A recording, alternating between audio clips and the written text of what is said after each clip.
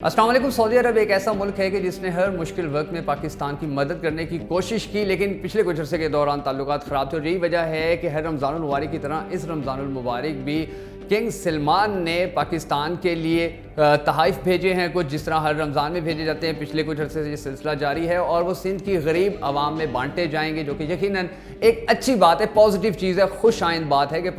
پاکستان اور سعودی عرب کے جو تعلقات ہیں وہ اس حوالے سے بہتر ہوں، انہی چیزوں سے تعلقات بہتر ہوتے ہیں۔ اور سب سے جو اہم بات ہے وہ یہ ہے کہ پاکستانیوں کی بڑی لگن بھی ہے، بڑی پاکستانی جو ہیں وہ سعودی عرب سے بڑا پیار بھی کرتے ہیں، وہاں پر ہمارے مقدس مقامات بھی ہیں، تو ہم تو ہمیشہ دعا گو رہتے ہیں کہ اللہ تعالیٰ سعودی عرب کی حفاظت فرمائے۔ اگر آپ بھی اس دعا میں شامل ہونا چاہتے ہیں تو کمنٹ باکس میں آمین ضرور لکھ دیجیے گا۔ اس سعودی عرب کے آج کل معاشی حالات جو ہیں وہ بڑے خراب ہوتے چلے جا رہے ہیں، اور انہی معاشی حالات کے خراب ہونے کی وجہ سے اب سعودی عرب اپنے ملک کے اندر غیر ملکی جو ملازمین تھے ان کے حوالے سے نئے سے نئے قانون بنا رہا ہے، اور اب ایک نیا لیبر لا سعودی عرب میں نافذ کیا گیا ہے، جس کے بعد جو پاکستانی ہیں بہت بڑی تعداد میں وہاں سے جو پاکستانی ہیں اور دیگر غیر ملکی ہیں ان کو فارغ کر دیا جائے گا۔ مالز میں مینجمنٹ سے لے کر افسران، ورکر جتنے بھی غیر ملکی ہیں ان کو وہاں سے نکال دیا جائے گا، چاہے وہ کسی بھی ملک سے تعلق رکھتے ہوں گے، اور ایسی سچویشن کے اندر وہ اپنے جو سعودی عرب کے لوگ ہیں ان کو وہاں پہ جابز دیں گے، کیونکہ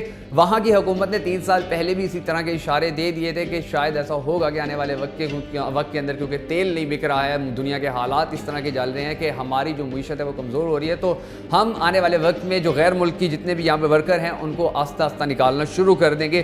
1 کروڑ سے ناظرین زیادہ وہاں پر، یعنی کہ 1 کروڑ 20 لاکھ سے زیادہ وہاں پر ایسے لوگ ہیں جو جابز وغیرہ کرتے ہیں، اور اسی طرح وہاں کی جو ٹوٹل آبادی ہے 3.5 کروڑ تک کی ہے، اور اس 3.5 کروڑ کی آبادی کو اب فیسیلیٹیٹ کرنے کے لیے، وہاں کے لوگوں کو جابز دینے کے لیے، وہاں پر مشکل کام تو سعودی کر نہیں سکتے ہیں، وہ بیسیکلی بڑے ریلیکسیبل لائف انہوں نے گزاری ہے، یعنی کہ اگر ان کو یہ کہا جائے بلڈنگ بنانی ہے، سڑک بنانی ہے یا کھدائی کرنی ہے تو وہ نہیں کر سکتے ہیں۔ ان کے لیے تو وہاں پر شاید جو ورکرز ہیں وہ بھی مزید کچھ عرصہ رہ لیں گے، مگر وہ ورکرز کے جو